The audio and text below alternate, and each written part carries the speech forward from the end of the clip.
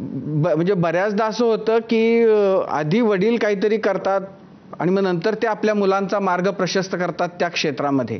इथं आता असं उलटं होतंय की आधी मुलांनी एक मार्ग निवडला आणि आता त्या मार्गावरून आता वडीलधारे मंडळी जात आहेत.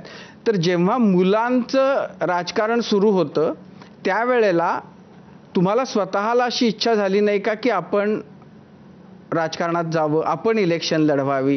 हां, काय प्रत्यक्षात घडलं आता मला काय त्याबद्दल माहीत नाही, पण त्यांनी ठरवलं की माझ्याबरोबर राहायचं आणि ते आता उत्स्फूर्तपणे सगळ्या गोष्टींमध्ये सहभागी आहेत.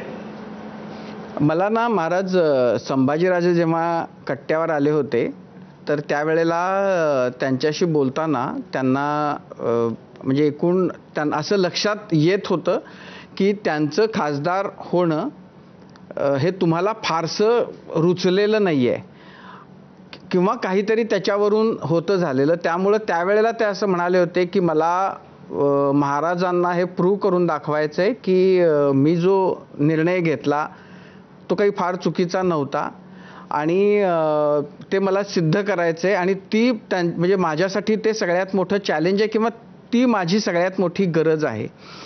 तर असं काही झालं होतं म्हणजे संभाजीराजेंनी त्यावेळेला ते घ्यावं असं तुम्हाला फारसं ते रुचलेलं नव्हतं? त्यावेळेस काय झालं, यापेक्षा आज प्रश्न आहे की ते माझ्याबरोबर का वाहतात. त्यांनी उलट पुढाकार घेतलाय.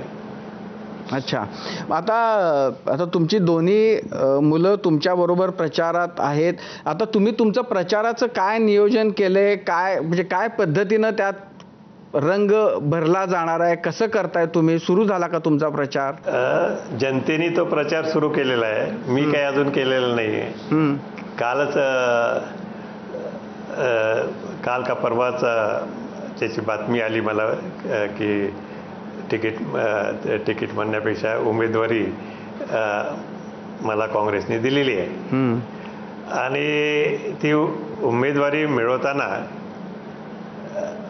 असं मिळवायचा कधी प्रश्न आला नाही. आपले स्थानिक नेते आणि मुंबईतले नेते तिन्ही पक्षातले त्यांनी ठरवलं की मी पाहिजे त्यामध्ये. पण त्या दृष्टिकोनातून मग मी पुढे आलो. पण ही नेमकी आयडिया आली कधी आणि तुम्ही स्वतःच मैदानात उतरावं आणि काँग्रेसच्या तिकिटावर निवडणूक लढवावी हे कधी ठरलं? म्हणजे काँग्रेसच्या तिकिटावर निवडणूक लढवावी हे तुम्ही ठरवलं का या तिन्ही पक्षांनी मिळून ठरवलं? मला वाटतं तिन्ही पक्षांनी कदाचित मिळून ठरवलं असेल आणि सर्वसाधारण आपल्या स्थानिक नेत्यांनी सुद्धा त्याचा आग्रह धरला असणार. मी असं म्हणत होतो की कोल्हापूरची जागा जी आहे ती होती शिवसेनेकडून, तर शिवसेनेनं असा आग्रह धरला असेल की महाराज तुम्ही उद्धव ठाकरेंच्या शिवसेनेतर्फे निवडणूक लढवावी, तर तसा आग्रह झाला होता का आणि तुमचं त्याच्याबद्दलचं मत काय होतं? आग्रह प्रत्यक्ष कोणी धरलेला नव्हता, परंतु ते आपल्या वर्तमानपत्रातनं TV वरनं सगळं ते लक्षात येत होतं की सगळ्याच पक्षांनी आग्रह धरलेला आहे. पण मग हा तर आग्रह तुमचाच असेल ना की मी काँग्रेसच्या तिकिटावर लढीन? शेवटी कुठल्या तरी एक पक्ष निवडावा लागतोच ना.